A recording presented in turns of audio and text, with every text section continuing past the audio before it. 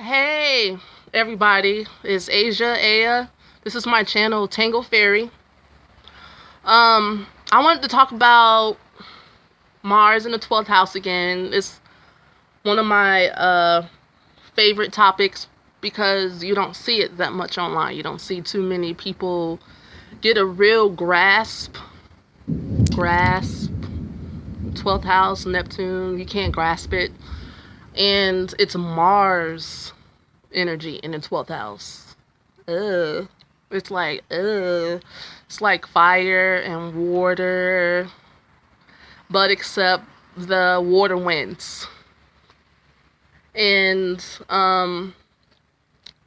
Mars in the 12th house is not here to be petty. We always feel an urgency to fight and stand up for ourselves because for some reason people are always trying us, because there's lots of becauses. Because we don't show where our boundaries lie as far as like how to talk to us, how to treat us, how to, approach us, how, like, what's really going on, how do we actually feel. We're just super nice all the time. I mean, until you get to know us. We're just like quiet, soft, we stay to ourselves, but on the inside, we're like simmering with lots of like resentment or rage, and we're just trying not to be. It's like, I try not to be. And the danger in that, of course, is you hold in something for long enough, you're bound to explode in rage. What do you do with it? Yesterday, I made a video because my boundaries have been broken, and I'm in a situation. I'm always in some type of situation. We all are. We're around each other. We deal with each other. And like I said before, because I hide how intensely I feel, how intense I feel about being respected. People tend to let their subconscious come up, and maybe they also say that when you have Mars in the 12th house, people around you express the anger that you don't express. That's what happens to me a lot. I get a taste of what I need to deal with, and then my anger does come up to the surface. And you know what? I still don't take it out on the person. You know what I did yesterday when I was mad? I lit the candles on my altar. I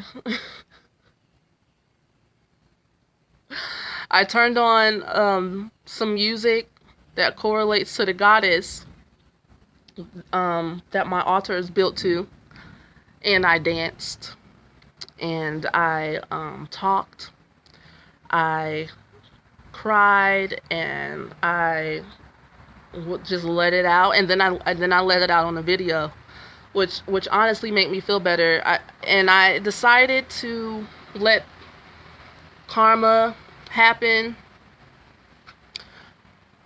I decided to let the universe take care of the person and not me. I took care of myself. I nourished my own feelings. I nourished myself back to health. And I forgave and I let it go. And I moved on. And I realized that all that happened that day for a reason. Because I hadn't been spending that much time praying at my altar and stuff. And I look at my goddesses and my Sri Yantra. I glance at it, I say, what's up? And then I keep walking. But that energy really needed to be built up inside of me. The Dine that I'm always talking about. There are lots of different goddesses, or there's different cultures that have goddesses that correspond to each other. I relate to Ushas, which is a Vedic goddess of the dawns. And there's also Aurora, and there's also Eos, and there's also, what else? Who else? Asia. Asia is the Sumerian goddess. Anyway, I gave it to Spirit, which leads me to, why is Mars in the 12th house not here to be petty? It seemed like we not allowed to go off and shoot off, pop off, and just let people have it and spew out emotional, mental, and physical violence to let off steam. And it seems like everybody else can do that, but we stop ourselves.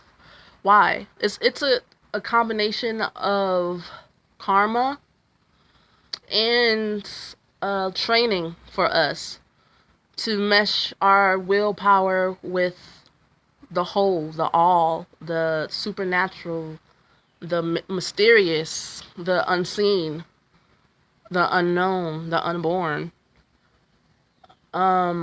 which is a very big pressure.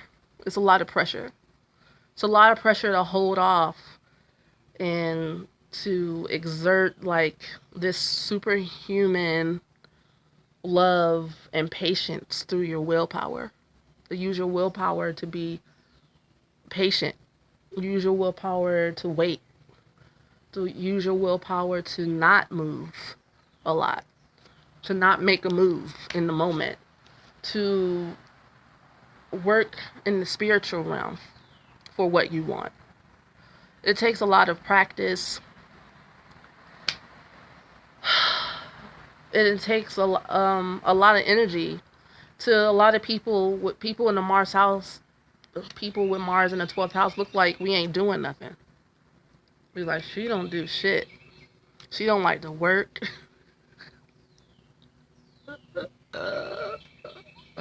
She don't like to cook. She don't like to clean. What is she doing? And most of the time that I have spent since I started healing my Mars in the 12th house energy, because there's a initiation that happens.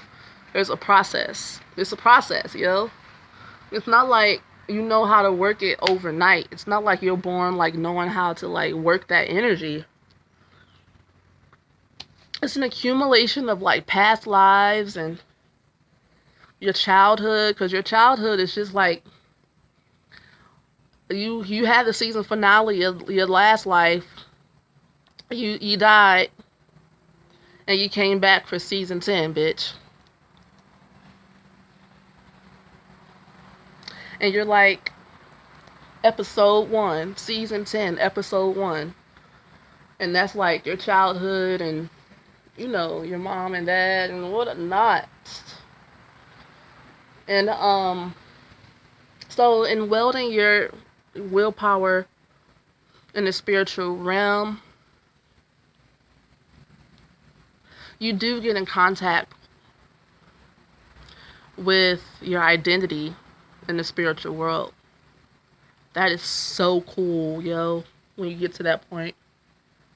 You get in touch with your avatar. And a lot of people don't get to know that. A lot of people don't work in that realm. You're not afraid. You're fearless when it comes to the spiritual world. And the spirit world does take care of you. It takes care of it all for you. But you have to let go. Mars in the 12th house is about letting go of you doing something about, like, you know, don't just, a lot of times, just let go. Let go of your anger. Let go of the rage. Forgive, and then watch. You grow up, you know. You be the bigger person all the time. Yes, every single time. And whenever you're not, because you know better, anytime you have planets in the 12th house, it's because you're done here. You're in the physical body, but you're done. You're done with the petty lessons. It's time for you to go into the big leagues and kind of like be an angel on earth. You're not here for yourself. You're not here to adopt societal practices. You're here to get into the... My nose is itchy. There must be allergies and stuff out here. There must be allergies out here. Yeah. Yes. Yes. You're here to be in the esoteric life. You're here to kind of make known in the physical realm, the spiritual realm. You're a liaison. You're a shaman. You're a priest. You're a high priestess. You're a guru in the making. You're a mystic, and you're in a human body. That's pretty dope. As hard as it is, there's lots of rewards. Because once you get finished with all that karmic stuff, you can pretty much, if you really surrender anyway, you have to surrender. If you keep fighting, then this can go on. The fight can continue for the rest of your life. You're not going to necessarily get your way and just be a normal person. Like, when I was a kid, I just wanted to be a normal person. I'm like, how come I can't want to just be a doctor or a lawyer like everybody else? Like, why can't I? I just knew it. When I was, like, even when I was in, like, preschool and kindergarten, people were like, you're weird. And I'd be like, fuck you. And I'm about to kick your ass. And I would, like, legit chase people.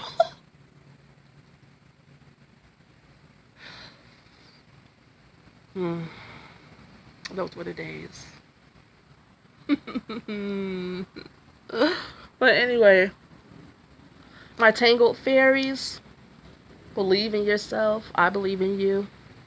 Do your thing. Show people who you are. Fight for what you believe in. Go for what you know. And I'll talk to you guys soon. Peace.